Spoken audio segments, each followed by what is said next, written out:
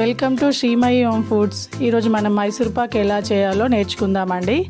దీనికి ఇలా పేరు ఎలా వచ్చింది అంటే మైసూర్ మహారాజుకి ఈ స్వీట్ అంటే చాలా ఇష్టం అంట, అందుకే మైసూర్ పాక్ అని పేరు వచ్చింది.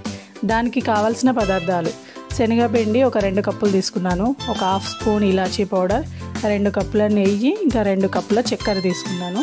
ఇంకా స్టవ్ ఆన్ చేసుకుంటున్నాను.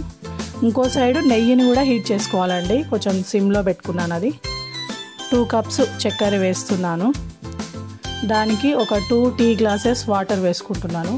ఎక్కువ వాటర్ అవసరం పడేయండి, జస్ట్ షుగర్ తడిచే అంతగా వాటర్ వేసుకోవాలి. దాన్ని కలుపుకుంటూ షుగర్ పాకం వచ్చేదాకా షుగర్ని మరిగించుకోవాలి. పక్కకు ఒక చిన్న గిన్నెలో వాటర్ తీసుకున్నాను, ఎందుకంటే షుగర్ పాకం వచ్చిందో లేదో చూడడానికి. పాకం వచ్చిందండి. ఇప్పుడు ఇలాచీ పౌడర్ వేసాను. ఈ శనగపిండిని కొద్దిగా వేసుకుంటూ కలుపుకోవాలి, ఉండలు లేకుండా కలుపుకోవాలి. ఒకేసారి మొత్తం వేయొద్దండి, మొత్తం గడ్డలుగా వస్తుంది. కొద్దిగా వేసుకుంటూ కలుపుతూ ఉండాలి. ఇది చాలా టైం తీసుకుంటుందండి.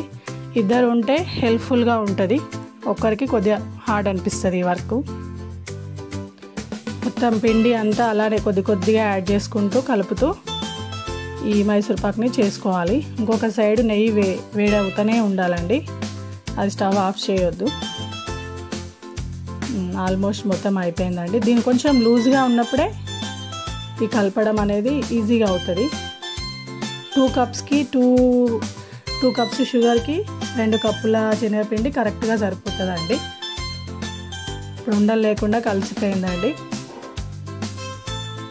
మనం ఇంకో సైడు నెయ్యి వేడి చేసుకుంటున్నాం కదా, ఆ వేడి నెయ్యి ఇందులో పోసుకొని కలుపుతూనే ఉండాలండి.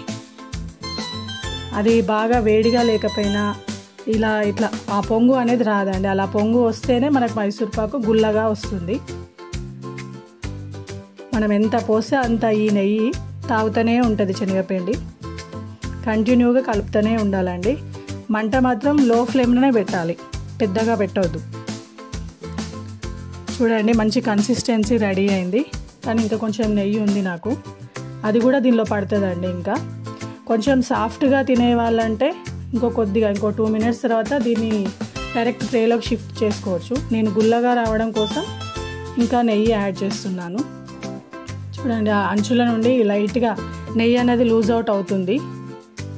అలా వచ్చేంత వరకు నెయ్యి వేస్తూ కలుపుతూనే ఉండండి. చూడండి, బయటికి చాలా నెయ్యి వచ్చేసింది. ఈ టైంలో మనం ట్రేలోకి పెట్టేసుకోవాలి. ఇంకొంచెం సేపు ఉంటే మొత్తం పొడిగా అయిపోతుందండి, మనకి బాండింగ్నెస్ అనేది సరిగా రాదు.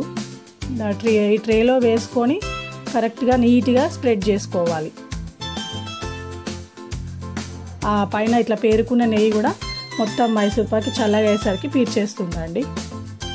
తర్వాత దీన్ని మనకు నచ్చిన షేప్లో నీట్గా కట్ చేసుకోవాలి. చల్లగా అయితే ఈ ప్రాసెస్ అంతా చేయడం ఇబ్బంది అవుతుంది.